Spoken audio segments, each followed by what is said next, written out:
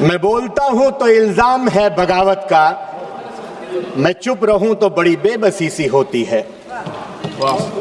सभापति जी, आज 39 बरस बाद भारतीय जनता पार्टी सरकार के कुकर्मों के कारण हमें अपने शानदार लोकसभा अध्यक्ष आदरणीय श्री ओम बिरला जी के खिलाफ अविश्वास प्रस्ताव लाना पड़ा है। मैं आदरणीय संसदीय कार्य मंत्री जी को बड़े गौर से सुन रहा था कल। उन्होंने बड़ी चालाकी से विपक्ष पर दोष मढ़ दिया। बड़ी चालाकी से संसदीय कार्य मंत्री ने विपक्ष पर दोष मढ़ दिया कि हम देश की संवैधानिक संस्थाओं को कमजोर कर रहे हैं। सच तो यह है, आपने 2014 के बाद देश की सभी संवैधानिक संस्थाओं का राजनीतिकरण किया है, संघीकरण करने का काम किया है, बीजेपीकरण किया है। अब इस लोकतंत्र के पवित्र मंदिर के महान आसन का भी आप बीजेपीकरण करने पर आमादा हैं, आसन की मर्यादा तार तार करने पर आमादा है। इसलिए हम विपक्ष के लोग इस आसन की गरिमा को बचाने के लिए अविश्वास प्रस्ताव लेकर के आए हैं। आसन हम सबको संरक्षण देता है, लेकिन बीजेपी सरकार आसन को कठपुतली बनाने की चेष्टा कर रहा है। इसलिए विपक्ष आसन के संरक्षण के लिए अविश्वास प्रस्ताव लेकर के आया है। जब संसदीय कार्य मंत्री गिना रहे थे, इतना शून्य काल में मौका दे दिया, इतना पॉइंट, इतना कानून मंत्री कह रहे थे कि हाँ इतना हमने मौका दे दिया। पीछे बैठे सदस्य कह रहे थे कोई पॉइंट ऑफ ऑर्डर नहीं, बैठ जाइए। कानून मंत्री कह रहे थे बोलने दे रहे हैं, इतना मौका दे दिया इसीलिए दिमाग खराब है। पीछे बैठे, आप वीडियो निकाल लीजिए, पीछे बैठे सदस्य कह रहे थे कोई मौका आगे नहीं मिलेगा। हम सत्ता पक्ष के इसी रवैये के खिलाफ अविश्वास प्रस्ताव लेकर के विपक्ष को आना पड़ा। आप कह रहे थे इतना सप्लीमेंट्री दे दिया विपक्ष को, हम सरकार से खैरात मांग रहे हैं क्या? हाँ, माननीय अध्यक्ष जी ने दिया है समय, ये उनका बड़प्पन है, उनका विराट व्यक्तित्व दर्शाता है। 21 महीने के कार्यकाल में हम समाजवादियों को और खासकर हमारे नेता पीडीए के जननायक, शोषित, पीड़ित, वंचित, दबे कुचले लोगों की सशक्त आवाज माननीय अखिलेश यादव जी को उनका भरपूर स्नेह मिला है। इसमें कोई, हम इस बात को नजरअंदाज नहीं कर सकते। लेकिन डरपोक भारतीय जनता पार्टी की सरकार माननीय अध्यक्ष जी के आसन के पीछे छुप करके विपक्ष की आवाज को दबाना चाहती। श्रीमान राहुल गांधी जी केवल नेता प्रतिपक्ष नहीं है, बल्कि इस देश के करोड़ों आम आवाम की, वंचित वर्ग की आवाज है। इंडिया गठबंधन के 42% मतदाताओं की आवाज है। माननीय सदस्य ऐसा बोल रहे थे, कई सदस्य बोले, ऐसा लग रहा था कि वो अध्यक्ष जी के खिलाफ अविश्वास प्रस्ताव पर भाषण नहीं कर रहे हैं, वो नेता प्रतिपक्ष के खिलाफ अविश्वास प्रस्ताव आया है उस पर भाषण कर रहे थे। लोकतंत्र केवल बहुमत से नहीं चलता, लोकतंत्र असहमति से चलता है, सवालों से चलता है। जब विपक्ष की आवाज को दबाया जाता है तो केवल विपक्ष की आवाज नहीं दबती, बल्कि करोड़ों आम आवाम की आवाज दबती। हमने इसी सदन के, हमने पुराने सदन के अंदर श्रीमान अटल बिहारी वाजपेयी जी का भाषण सुना है, कम से कम उनसे सीख ले लेते। उन्होंने कहा था, कबीरदास जी का वो दोहा पढ़ा था कि निंदक नियरे राखिए आंगन कुटी छवाए, बिन पानी साबुन बिना निर्मल करे सुभाए। सदन की गरिमा बनाए रखना क्या सिर्फ विपक्ष की जिम्मेदारी है? मैं मानता हूं उससे बड़ी जिम्मेदारी सत्ता पक्ष की है। मुझे आज आदरणीय गुरु उदय प्रताप सिंह जी की कविता की 4 पंक्तियां बरबस याद कर आ रही। न तेरा है न मेरा है, ये हिंदुस्तान सबका है, नहीं समझी गई ये बात तो नुकसान सबका है। आदरणीय सभापति जी, आज 12 दिन से हमारे 8 साथी संसद की सीढ़ियों पर दिन भर बैठे रहते हैं। मैं मानता हूं आदरणीय अध्यक्ष श्रीमान ओम बिरला जी का मन जरूर द्रवित होगा, क्योंकि जितना 21 महीनों में मैंने उनको जाना है, अगर वो आसन पर होते तो शायद ऐसा फैसला नहीं होता। ये बीजेपी सरकार ने आसन से जबरदस्ती फैसला कराने का काम किया है। आदरणीय सभापति जी, बीजेपी सरकार को बताना चाहिए कि गाजा और इजराइल में जब संघर्ष हो रहा था, क्या विश्व का कोई प्रधानमंत्री ने इजराइल का दौरा किया है? कौन सा सम्मान आनंद जी, जिसका पहले हमने कभी नाम नहीं सुना?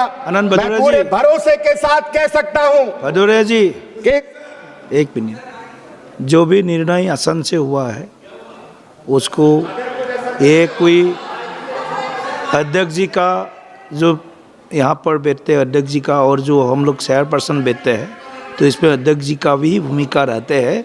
तो आप आसन का मर्यादा को आप कम मत रखिए।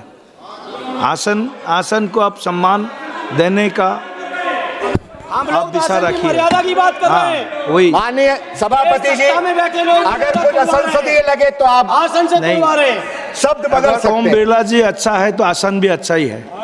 अरे दबाव इसलिए है। भारतीय जनता पार्टी सरकार को बताना चाहिए कि गाजा इजराइल संघर्ष के बाद विश्व के कौन से प्रधानमंत्री ने इजराइल का दौरा किया।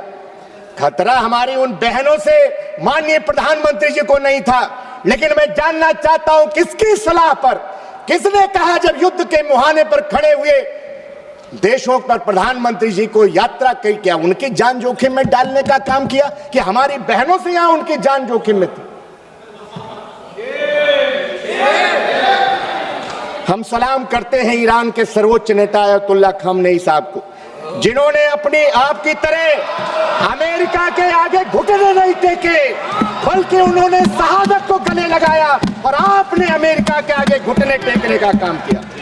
आदरणीय सभापति जी, जिस दिन घटनाक्रम ये हुआ है जिसकी वजह से कांग्रेस पार्टी की अगुवाई में पूरे विपक्ष को अविश्वास प्रस्ताव लाना पड़ा, उस दिन आसन पर ज्यादातर समय सभापति ही विराजमान रहे।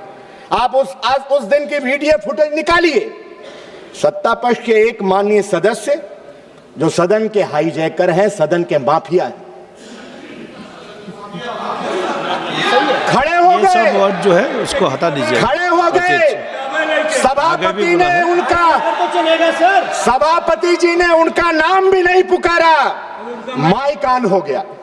आप निकालिए वीडियो फुटेज और लगे न जाने कौन कौन सी किताबें दिखाने और उनका संदर्भ देने। हम लोगों ने पीठ से आपत्ति की, तब जाकर उनका नाम पुकारा गया बीच में। माननीय अध्यक्ष जी माननीय अध्यक्ष जी पहले ही व्यवस्था दे चुके हैं। एक मिनट कि माइक का माननीय रविशंकर प्रसाद जी, क्या माफिया ने कहा, बोल लिया है, इसी के लिए माफिया सब लौटवाइए। हटा प्लीज कौन हाउस के हाईजैकर हैं,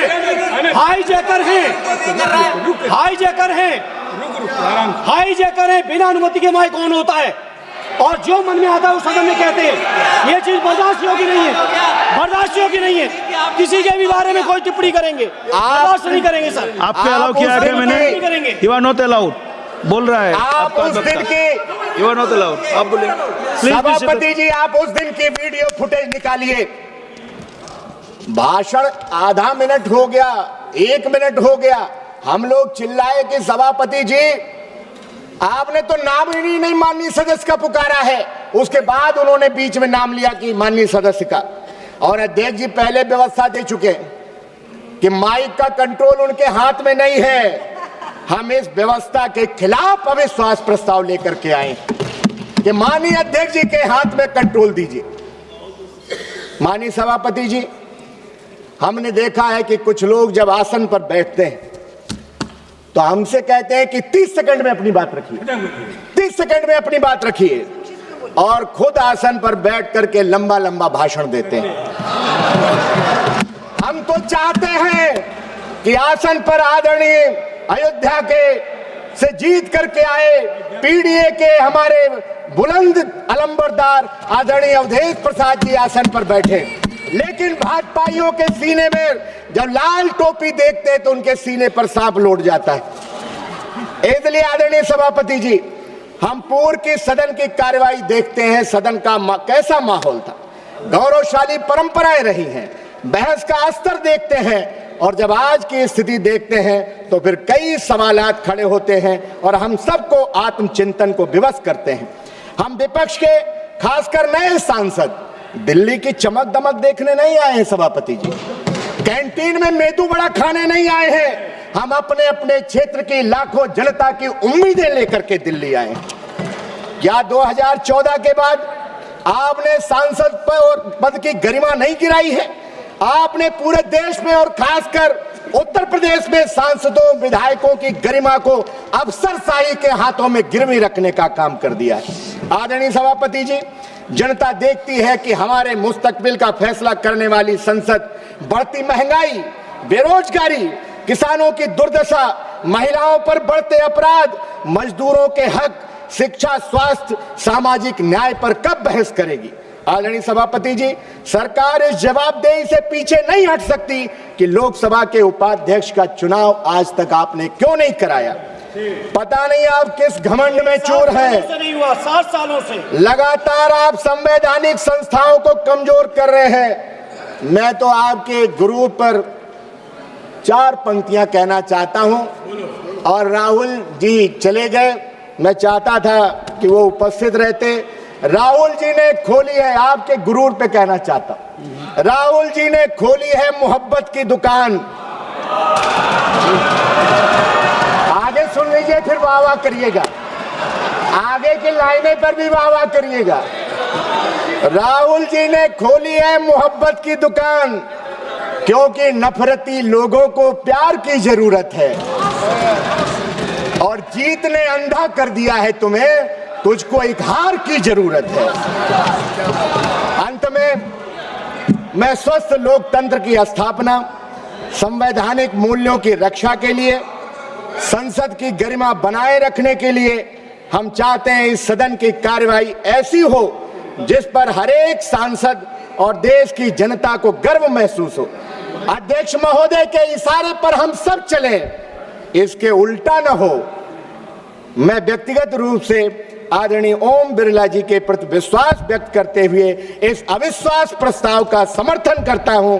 जय हिंद, जय समाजवाद, पीडीए जिंदाबाद, माननीय अखिलेश यादव जी जिंदाबाद, समाजवादी पार्टी जिंदाबाद। आपने समय दिया, बहुत बहुत धन्यवाद। धन्यवाद जी। ऑनरेबल मेंबर श्री के सी वेणुगोपाल जी।